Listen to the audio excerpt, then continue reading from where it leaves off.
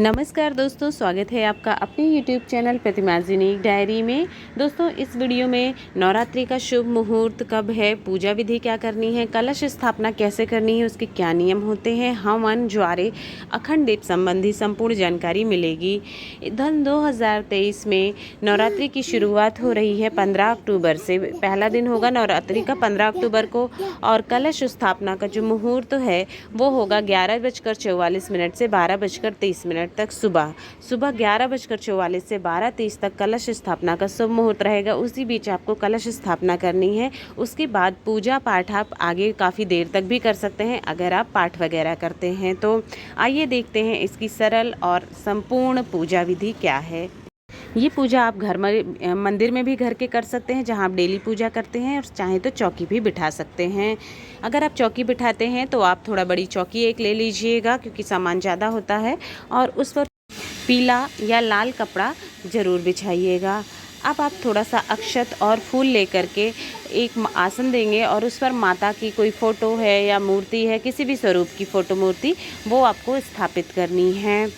फिर आपको जो है ज्वारे अगर आप बोना चाहते हैं, ये ऑप्शनल होता है। अगर आप ज्वारे बोना चाहते हैं तो एक बर्तन में, मिट्टी के बर्तन में जो है मिट्टी मिला के और ज्वारे मिला करके उसमें ज्वारों को बो देना है। 108 ज्वारे बोए जाते हैं, आपको 108 दाने उसमें लगाने हैं। उसको भी आपको टीका वगैरह करके आसन देना है, ज्वारे को भी, और आसन देने के बाद आप रख देंगे। फिर माता को एक चुनरी ज़रूर चढ़ाई जाती है, ये अर्पित किया जाता है, तो चुनरी चढ़ा दिया है मैंने। फिर आपको कलश स्थापना करनी होती है। इसके बाद अब कलश स्थापना के नियम आप ध्यान से सुन लीजिए। सबसे पहले पीतल, तांबे या फिर मिट्टी का आपको लोटा लेना है, घड़ा लेना है, और उसके ऊपर आपको रोली से स्वास्तिक बना लीजिएगा जिस तरह से मैंने आपको दिखाया हुआ है। फिर आपको कलावा उसके गले में लपेटना है। 7 बार या 5 बार कलावा लपेट लीजिएगा लोटे के गले में। उसमें आपको जल डालना है, गंगा जल डालना है। हल्दी की गांठ नहीं मिलती है तो फिर पाउडर ही डाल सकते हैं। रोली, थोड़ा सा अक्षत, लौंग का जोड़ा आपको डालना होता है। फूल वाली जो लौंग होती है, लौंग डालिएगा, सुपारी डालिएगा, और सिक्का और फूल डालना मत भूलिएगा। ये चीज़ें आपको ज़रूर डालनी है। इतनी चीज़ें आपने डाल दी, 4-5 चीज़ें जो भी हैं, जो मिल जाती हैं, वो सब डालिएगा। फिर फूल डालने के बाद अब आपको उस पर आम के पत्ते रखने हैं। आम के 5 पत्ते कम से कम होने चाहिए। पल्लव मिलता है तो पल्लव रख दीजिए, कोई गिनती ऐसी ज़रूरी नहीं है तो अशोका के पत्ते भी आप इस पर रख सकते हैं। उसके ऊपर आपको चावल रखना है। चावल नहीं रख सकते हैं तो बहुत से लोग गेहूं या जौ भी रखते हैं, वो भी रख सकते हैं। चावल ज़्यादा मान्यता है तो चावल रखिएगा। फिर एक जटा वाला नारियल लेना है, उस पर आपको एक चुनरी या कोई भी लाल कपड़ा या फिर कलावा आपको लपेट देना है। 2 चुनरी रहेगी तो चुनरी ज़्यादा महत्व होता है, चुनरी आपने रख दिया है। कलश स्थापना आपको माता के दाहिनी तरफ हमेशा करनी चाहिए, और ईशान कोण में चौकी जो आप बिठाते हैं ये भी ईशान कोण में आपको रखना चाहिए, यानी कि उत्तर पूर्व दिशा की तरफ में। कलश स्थापना के लिए आप चाहें तो थोड़ा सा अक्षत नीचे रखें, या इस तरह से अष्टदल कमल बना सकते हैं। चावल से ही अष्टदल कमल के ऊपर आप स्थापित कर सकते हैं इसको, नहीं तो खाली अक्षत ऐसे ही रख दीजिएगा। नारियल का मुख आप ऊपर की तरफ भी रख सकते हैं और पूजा करने वाले की तरफ भी रखा जाता है, दोनों में से किसी तरफ। ज़्यादातर लोग ऊपर की तरफ रखते हैं तो मेरा भी ऊपर की तरफ ही नारियल को रखा हुआ है।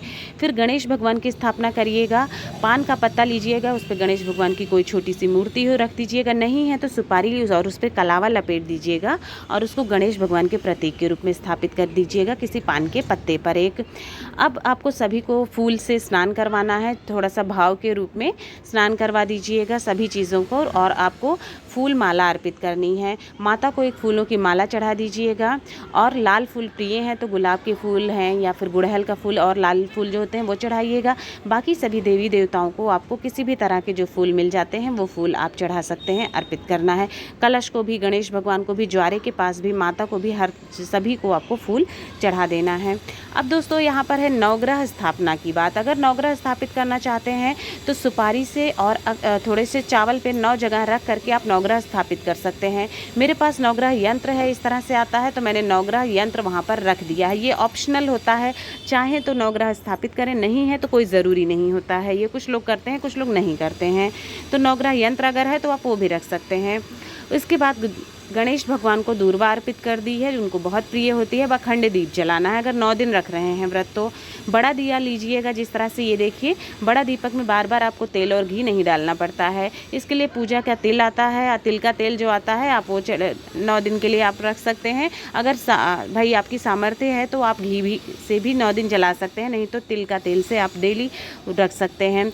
नहीं तो आप अगर अखंड दीप नहीं जलाते हैं तो सुबह और शाम आपको डेली दीपक जलाना है और घी का दीपक जलाना है। आपको आरती में घी का दीपक यूज़ किया जाता है। इसका आपको अखंड दीप से संबंधित चीज़ को ध्यान में रखना है। बड़ा दीपक लेना है, तिल का या घी का जैसी आपकी सामर्थ्य है वो तेल यूज़ कर सकते हैं आप। सुबह शाम में घी का दीपक प्रयोग किया जाता है। इसके बाद सभी को आपको चंदन लगाना है।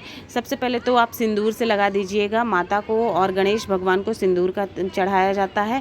फिर आप पीला चंदन कलश पे लगा सकते हैं, ज्वारे पे भी, और रोली से भी आपको सभी को टीका करना है। माता को टीका करना है और सभी कलश पे भी, सभी देवी देवताओं को, आम के पल्लों को भी, हर जगह पर आपको कलश से टीका कर दीजिएगा। गणेश भगवान को जनेऊ भी ज़रूर चढ़ाई जाती है। पीली जनेऊ हो तो अच्छा है, पीली जनेऊ अगर ना हो तो उस पर थोड़ा सा हल्दी लगा दीजिएगा, सफ़ेद नहीं चढ़ाया जाता है।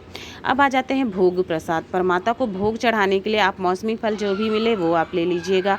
और इसके साथ ही पंचमेवा जो होते हैं, जिसमें आपके आ जाते हैं काजू हैं, बादाम है, किशमिश है, मखाने हैं और गरी हो जाती है। और साथ ही साथ में आपको मिठाइयाँ जो हैं वो आपको मोदक या फिर लड्डू गणेश भगवान को चढ़ा दीजिएगा। और माता को दूध से बनी मिठाइयाँ जैसे कि बर्फ़ी हो गई है, पेड़े हैं, इस तरह से जो और भी मिठाइयाँ होती है दूध की, वो सब, कलाकंद है, ये चीज़ें आप माता को भोग लगा सकते हैं। मीठा तो पंचमेवा हो गया, मीठे हो गए, और फिर ये चीज़ें हो गई, फल हो गया है। अब माता को आपको लौंग और इलायची का भोग भी मुख शुद्धि के लिए ज़रूर चढ़ाया जाता है।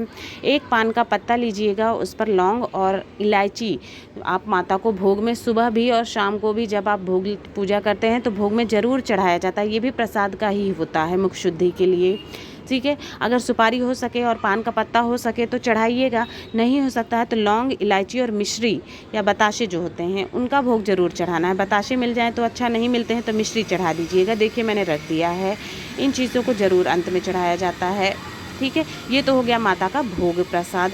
अब आपको माँ को श्रृंगार की सामग्री चढ़ाई जाती है, सुहाग का सामान। सुहाग के सामान में जो मुख्य सामग्री होती है वो है चूड़ियाँ हैं, बिंदी है, नेल पेंट है, बालों में लगाने वाला क्लच है, सिंदूर है, मेहंदी है, रबर बैंड है, लिपस्टिक है। इस तरह की जो मुख्य जो चीज़ें होती हैं वो ज़रूर चढ़ा दीजिएगा आप। ये अगर पहले दिन ना चढ़ा पाए तो अष्टमी के दिन या नवमी के दिन चढ़ा दीजिएगा। मतलब पूरे 9 दिन में आपको चढ़ाना होता है।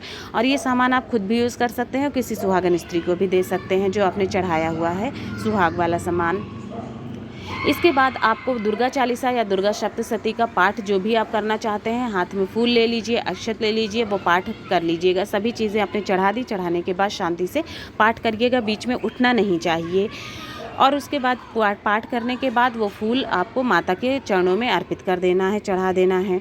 फिर पाठ वाठ कर लिया, अब आपको हवन की तैयारी करनी है। हवन बहुत बड़ी नहीं, पहले दिन छोटी सी हवन की जाती है अगियार के जैसा, वैसे ही आपको हवन लेनी है। एक मिट्टी का बर्तन ले लीजिएगा, उसमें आम की लकड़ी या फिर कंडे जो आते हैं वो डाल लीजिएगा, कपूर डाल लीजिएगा, जलने में हेल्प करता है, और थोड़ा सा घी डाल लीजिएगा।